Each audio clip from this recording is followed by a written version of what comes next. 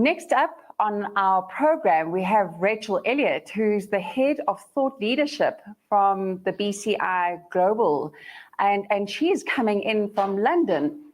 So Rachael, thank you very much for joining us today. I hope things are going well in the UK. We've been watching with much interest for your news as well. So good luck with your presentation, and we look forward to hearing from you. Thank you very much. I hope you can hear me okay. Yeah, so my name is Rachael Elliot. As was presented there, I am the Head of Thought Leadership at the BCI. So this week is our Business Continuity Awareness Week. So it's great to be given the opportunity to speak at what is a really, really interesting conference from the presentations I've heard so far. So here at the BCI, we've obviously got a very extensive research programme that we follow quite meticulously every year. We've got a very regular batch of research reports. And what we didn't expect to be hit with this year, like pretty much all the professionals that we speak to, was coronavirus. We actually ran a survey called Horizon Scan, which I'm sure many Business Continuity Institute members will be aware of, that looks at the threats that people think will happen over the coming year. The survey for that finished on the 31st of December, and communicable disease, i.e. that of which coronavirus follows under, that was considered to be second from the bottom of the list for concerns over the next year. So I think even the best prepared organisations, from what we've seen, some have been very, very good and they've got measures underway very, very quickly. They've gone to home working very quickly, for example, whereas others who perhaps didn't quite have such an extensive business continuity programme have lagged behind a bit, and there have been issues. So in order to try and understand what organisations are doing globally, we've been running a survey for the past 2.5 months. We run this survey every 2 weeks, where we're looking at the measures and steps that organisations are taking around the world to try and get through this pandemic. We've put these into sections. So we look at HR and staffing measures, we look at health and hygiene measures, IT and technology, supply chain, and travel measures, and business continuity measures. And now we're actually looking at recovery as well. So we're looking towards recovery and what organisations are doing in that respect. Dr. Ferguson's presentation just now, I was listening to that, and he had some very, very good steps about what organisations should do. And I thought that was very useful, and it actually ties very well in to what I'm going to talk about now. So before I go into it, as you say, we run this survey every 2 weeks. It's a very, very quick turnaround survey. It's got a 24-hour window where people can respond. So the survey runs from Tuesday to Wednesday, and then the results of that survey are launched on the Friday. So this survey was run last week. It closed a week ago today, and the results were launched last Friday. So this is very contemporary findings. We had 224 respondents. That remains about the same each week, and we get the same body of people responding, which enables us to build a picture of what's happening every 2 weeks. 58 countries and 18 industries. We get the bulk of responses from Europe. As you might expect, we are based in the UK, but we've got a very, very global membership. So a third of the responses came from Europe, and 15% actually came from the Middle East and Africa, and a bulk of those were from South Africa. I actually looked at the responses that we got from South Africa, and I'd say that the responses we got were pretty much in the middle.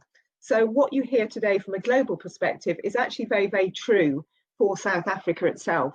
I think that's pretty pertinent for today.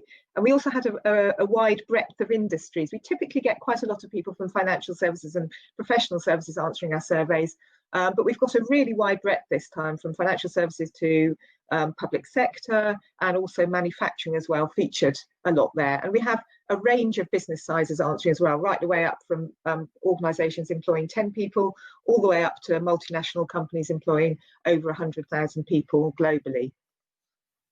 So I'm going to present a series of graphs. Now this report is available to download for free to anyone from the BCI website. So if you can't see this clearly on your display now, you can download this report from the BCI website, this report and any of the preceding additions as well. So first we look at HR and staffing measures that companies have implemented over the course of the pandemic. So something we've noticed here is right at the start of the pandemic, I think organisations were very concerned about their operational response, what they were going to do with staff, how are they going to cover the costs of staff, and things like mental health were very much dropped to the bottom of the agenda. I think a lot of top management viewed mental health as something that was a nice to have. It's always been a sort of nice to have, but it's actually something which has become pretty crucial. So what we've seen over the course of this pandemic is organisations are really starting to raise the bar when it comes to mental health concerns. So nearly 4 out of 5 organisations, you can see on this graph, 78.3%, have a dedicated person within their organisation for people to go to about concerns about COVID-19. Something we've also noted as well is in order to increase staff engagement, particularly when people are working in very, very isolated environments, it's really important to have touch points, not just from a sort of speaking to employees perspective, but actually sort of updates on corporate strategy, what the company is doing. There's a real sort of, as we term it, FOMO, fear of missing out from people who are working from home. So people really want to know what's going on. So what we've seen the best organisations doing, have got the best engagement with their employees, is providing them with regular updates on corporate strategy.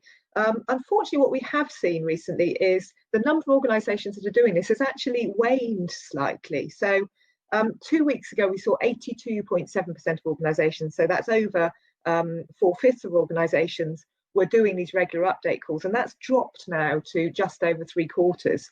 And what we've noticed as well, you'll see in the next slide, is the level of engagement that organisations are doing is now dropping. And I think it's really, really important. It's very, very good practice to ensure that you're continually engaging with your staff. I think companies were quite proactive at the start of this pandemic in engaging with their staff. But now people have sort of got used to this new normal way of working. I think there was a lot of panic about it at the start. No one quite knew what was going to happen. But now people are getting a bit comfortable with it. They're not perhaps engaging in the same level of engagement. And I think we are now in this for a very long run, and I think it's very important that the level of response is maintained. In that first survey today, we saw 52% of people who are listening today didn't think that South Africa was going to leave lockdown until March 2021. There's reports now that it could be as late as 2023 before we see things really returning to some level of normality. So it's really important to ensure we maintain this regularity of engagement with staff. Something else we can see is expenses are now being provided by organisations to help with changes in working environments. So 2 weeks ago, we saw that just under half of organisations were helping, were providing expenses to staff to help them with things like working from home to make it easier for them. That's now just tipped over 50%, so 51.9%. So I think what we saw at the beginning of this pandemic, management were very reluctant to make additional IT expenditure. But what they are seeing is now an increased level of productivity. People can actually work from home very, very effectively. So any investment now, any expenses they have to pay in upgrading people's environments in their homes is actually investment in the long term. So I think that's a very positive thing. We also ask about recruitment and furloughing. So that's sort of effectively putting staff on hold, as I'm sure you're all aware. So 25% of organisations report having staff on furlough at the moment. Although what we have seen this week is 1 in 10 organisations have already brought staff back off furlough. So we're already seeing the tables start to turn a bit in that area.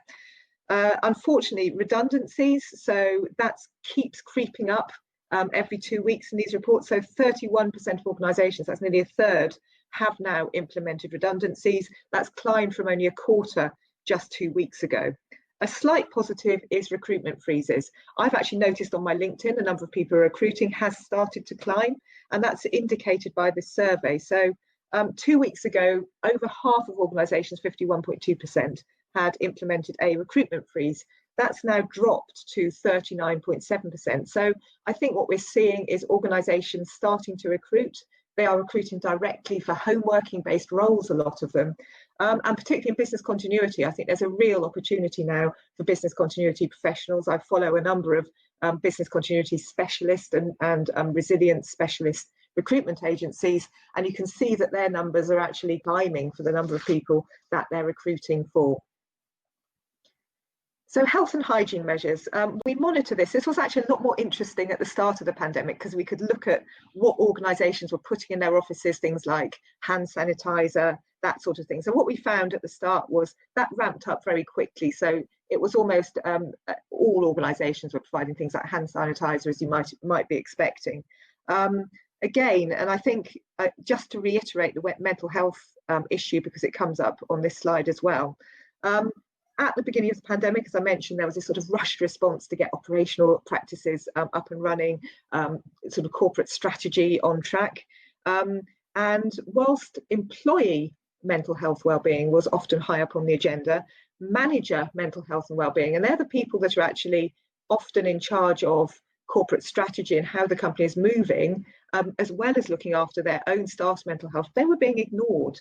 So we found that there was a big discrepancy between the number of managers who are offered mental health support and the number of staff who are offered mental health support. But what we are seeing now, that gap's really, really narrowed. So 78.2% of organisations are now taking steps to safeguard manager wellbeing, and that compares to 81% who are managing staff wellbeing. So that gap's really now closed, and hopefully it'll remain like that. And also, mental health is now being considered much more highly in terms of in response plans. So we're continuing to see a rise in a number of organisations that are doing this. So 6 weeks ago, only just over half of organisations had considered the psychological aspects of COVID-19 in their response plans. That's now gone up quite dramatically to 3/4. So I think organisations are realising now, we're seeing this sort of recruitment balance tip that mental health is actually, it should be a real part of the response plan. And if staff aren't happy, particularly in our own field, there are jobs available that they could go to for an organisation who could perhaps offer them more in terms of support.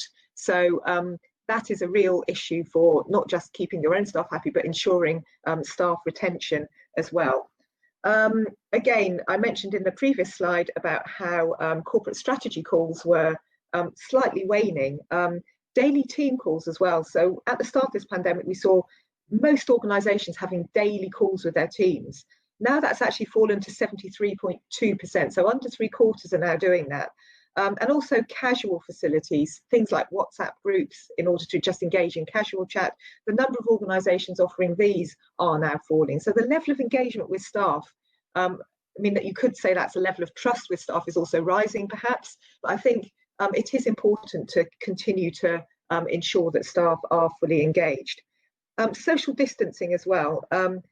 90% of organisations report implementing social distancing. That's actually dropped slightly from 2 weeks ago. That could be down to lockdown policies lifting, but that is a bit of a concern that now lockdown is lifting in many countries. Organisations are perhaps not being quite as diligent as they should be.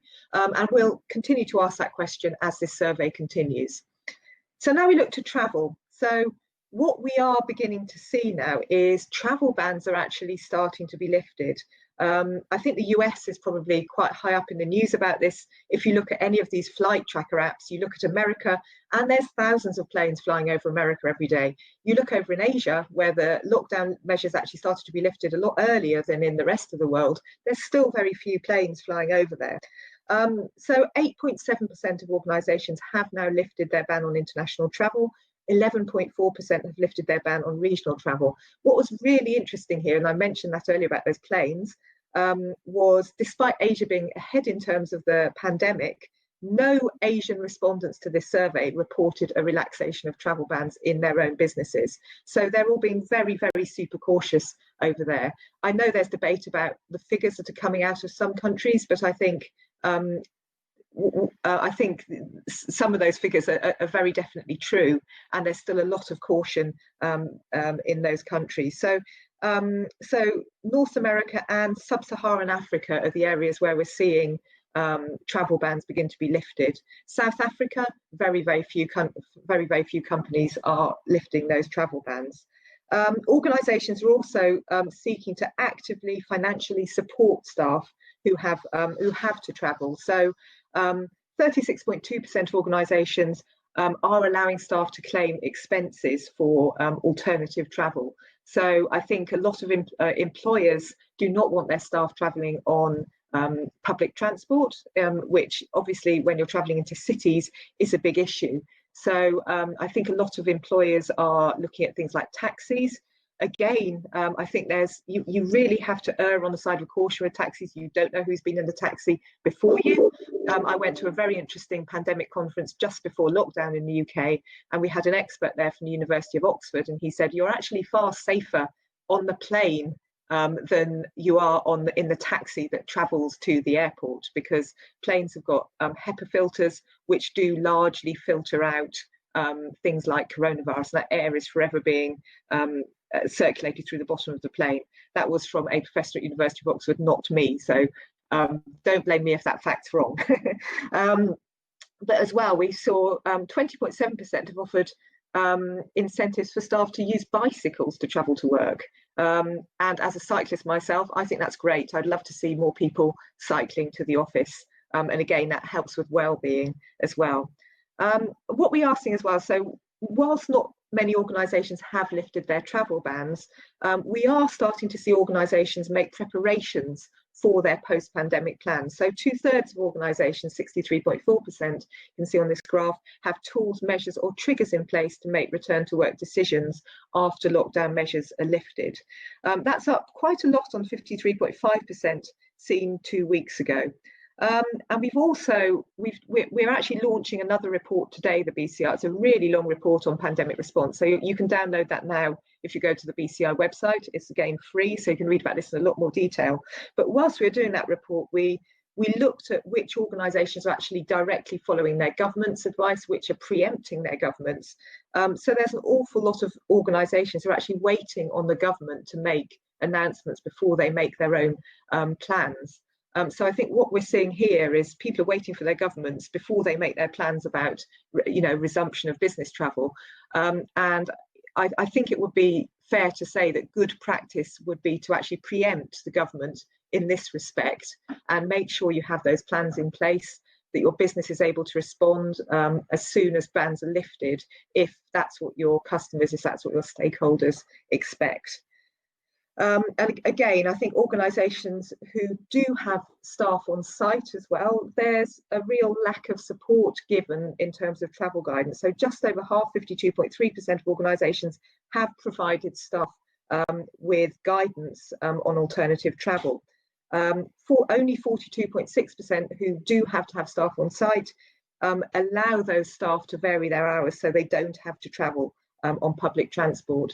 And given the social distancing here in the UK, we have limited number of people who can travel on public transport. That's actually going to cause delays in staff getting to work as well. So if you can do that as an employer, make employee hours variable, then it would be an advisable step to make.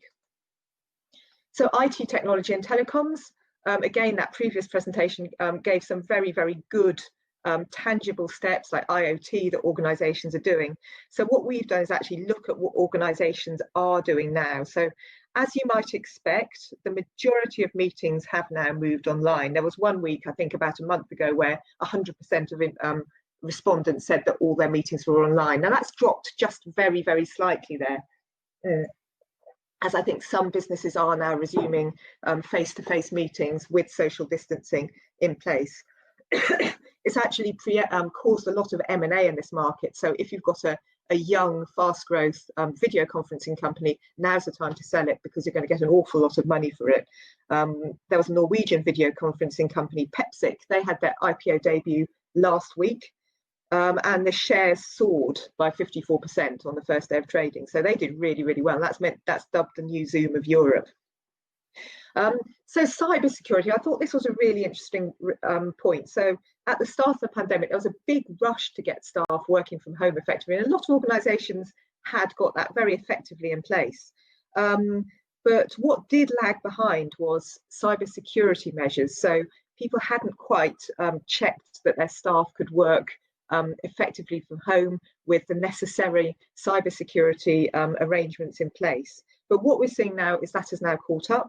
So 91.7% of organisations have now ensured that home workers have the necessary cybersecurity arrangement in place.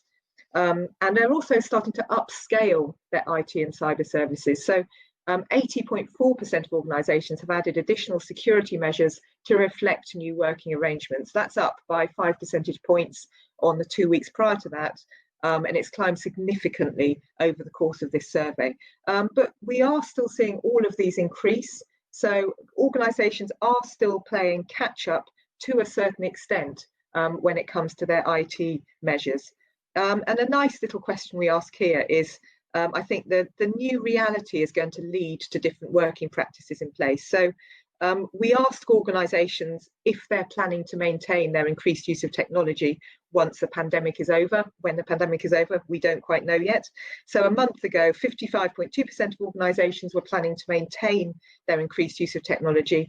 This week, that figure is up to 75.8%. So 3/4 of organisations are going to continue with this high use of technology post-pandemic. And again, I think that's down to a degree of trust that management now have with their staff. They're seeing increased levels of productivity, and this investment in technology and new ways of working are actually helping to bring the company forward and meet its strategic targets. So supply chain. So we ask organisations if they're reviewing their supply chains. So the number of organisations who have reviewed their business continuity plans of key suppliers is 71.8%. That's climbed from 66.7% from 2 weeks prior to that. And at the beginning of this survey, under 50%. So what we're seeing is an increase in the number of organisations who are reviewing their business continuity plans. But what we would say is very good practice at this time of very fast change to continually review the business continuity plans of your key suppliers. What we've seen is a lot of our members are having to review their plans pretty much on a daily basis for a lot of organisations, ensuring that they meet targets. Suppliers will also be doing the same thing. So it's really important to continually review that. For this new report that we're launching today, we've seen that organisations are actually going a lot deeper into their supply chains than they were before. Our supply chain resilience report from last year revealed that most disruptions actually happen in tier 2 and tier 3 suppliers, not those suppliers which are closest. So it's really important to do this same level of due diligence with your tier 2 and tier 3 suppliers. What we've seen a number of members happen over our research over recent weeks is they've had an alternative supplier lined up when one hasn't been able to deliver, and they found that that supplier sources those goods from the same supplier as the first one, so they haven't been able to get the goods either. So it's really important to continue doing this due diligence, particularly at this key time. Over a third of organisations have now switched suppliers, 36.4%. When we first started this, that was down at 15%. So I think what we're seeing is the due diligence that people are doing with their suppliers is now rising. So it's beginning to pay off in supply chains. Communication with suppliers as well. But I think we're going to see the whole supply chain revitalised over the coming weeks, and things like just-in-time manufacturing, which didn't quite work. It hasn't quite worked over the course of this pandemic. I think we're going to see people rethinking just-in-time manufacturing. I know I'm coming to the end of this, so I'm quickly going to go through my last couple of slides very quickly. Again, you can download these from the website. What we are seeing, I think, a point to note here is organisations are changing the priorities of the response as the pandemic progresses. So 6 weeks ago, just over half of organisations had changed the priorities of their response. That's now gone up to 64.3%. So that really emphasises the importance of agility in the response. It's unpredictable, and no one in the business continuity world has encountered a crisis of this sort of global demand throughout their career. They're also organisations looking towards the sustainability of their plans. So 69.8% have now considered how sustainable their plans are, compared to 60.9% 8 weeks ago. 53.5% have now reviewed their BIAs to reflect the changing priorities of this pandemic. And 2/3 of organisations, 66.7%, have reviewed plans to ensure they continue to provide the level of support required. I think there's a danger with this pandemic. It's very unpredictable. We don't know when the end's going to be. It's not like an earthquake, for example, where an earthquake happens, the business can rebuild itself and get back to business as usual. We don't know what that business as usual is going to be. We don't know when we can get to that new business as usual. So it's important to maintain this sort of phased approach to the response and ensure it's maintained throughout the pandemic. Just quickly on to recovery. So the number of organisations that are looking towards recovery is continuing to increase quite markedly every 2 weeks. So 58.1% of organisations have now drawn up recovery plans compared to 54% 2 weeks ago. 58.1% have now identified trigger points for plan recovery. And 60.7% have reviewed their incident management structure. So a working recovery group is established to address recovery. As you can see here, there's very few responses within this entire slide about recovery, which are over 2/3. So there's still an awful lot to do as far as recovery is concerned. Return to work, so operational plans for return to work, over 2/3 of organisations, that's 69% of organisations, are putting contingency and measures for staff who are returning to the office. That's up from 63% 2 weeks ago. 44.8%, so nearly half of insured machinery, plant, HVAC, fire and other safety systems have been checked, ready for staff to return to the office. There's still a lot of uncertainty around. So despite this uncertainty, nearly 2/3 of organisations, 60.7%, have already created a phased return to work plan. That's up substantially on the 48.7% 2 weeks ago. So there's a lot been happening over the past couple of weeks. Communication plans as well. Communication was pretty poor at the start of this pandemic. A lot of organisations came under a lot of criticism for not communicating with their suppliers, with their shareholders, with their customers. More organisations now have got better plans in place. So nearly 2/3 have got internal and external communications plans relating to recovery, and 50% have now got a marketing plan in place to advise customers and shareholders to give them advice about new strategic directions. I'm going to wrap up now because I've overrun. So thank you very much for talking. I believe there are now time for a couple of questions. So I'm happy to answer any, or I can take them offline afterwards if necessary. Rachel, thank you very much. Lots of information and lots of requests for the link to the BCI report, which will circulate not too long from now. Quick question from Gillian, wanting to know, what is your opinion on how business continuity was managed at a country level? On a as in South Africa. Oh, as in, okay. That's something I can have a look at more effectively. I think what we're seeing, certainly globally, I think there's been a lack of cohesion between countries. I know in Europe, for example, there's been a lot of some talk after the horses bolted about how countries should have combined their effort a bit better, particularly in the European Union. It's something which I think we're going to be doing a lot of analysing afterwards. I don't think we quite know how effective the response has been yet. We're still right in the middle of the pandemic. We don't know if there's going to be a second wave. So I think it's only after the pandemic where we will see how effective the response has been. What I would say now is we're just about to launch a report on the future of business continuity, where we are going to be reviewing the responsiveness of different countries. Now, if Gillian would like to be part of that, one of those focus groups, they're open to everyone within the field, not just business continuity professionals within the BCI. She's very welcome to email me and become involved in that focus group where she can learn from what we're seeing. And there is one for Africa and the Middle East that she'd be very welcome to join.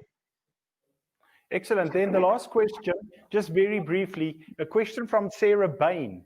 Sarah wants to know, if one considers complexity theory, would you consider this to be a complicated, complex, or even up to the level of chaos in as far as what we needed to consider from a risk management and business continuity management perspective? It has been. I think there's been measures in place which have stopped the chaos. I think what we found in terms of planning is a lot of organisations had plans in place that were built on epidemics. So epidemics don't affect such a global community. And there's been a lot of scrambling around to try and get the response ready for this pandemic. And what we have seen is organisations which perhaps don't have a pandemic plan in place at all, and they're just looking at different aspects of what of their response. So they're looking at it more on a sort of an operational perspective. So if all staff are out of the office, this is how we will manage it. So organisations that have almost taken the approach of looking at sort of the effect of what an incident would have on certain operations are having a more effective response. But we are seeing some degrees of chaos, and it's something that we could definitely look at afterwards. There's so much research we can do on this. So any ideas, more research we can do, please do send them through.